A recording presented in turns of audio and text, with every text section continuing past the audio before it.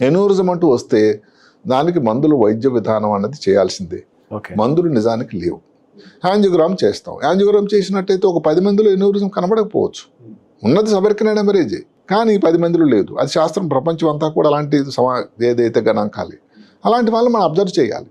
మళ్ళీ ఇంకేమైనా వచ్చే అవకాశం ఉందా?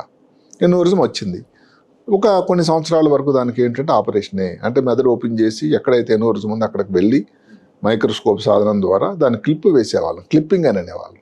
ఏదైతే ఒక భాగం వీక్ స్పాట్ ఉంటుంది, ఆ వీక్ స్పాట్ మీద కానీ మనం క్లిప్ వేసేటట్టయితే అవి మళ్ళీ రప్చర్ కాకుండా ఉంటుందని అవకాశం. ఇప్పుడు దానికి ఇంటర్నేషనల్ రేడియాలజీ అన్నప్పుడు వచ్చింది.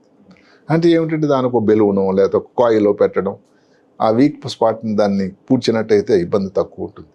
సో ఎన్యూరిజం విధి విధానంలో కూడా సర్జరీ చేయడం అనేది ఒక పద్ధతి అయితే, ఇంటర్వెన్షనల్ రేడియాలజీ ద్వారా ఈ బెలూన్ వేయటం కానీ లేకపోతే కాయిల్ వేయడం కానీ ఒక పద్ధతి ఉంది.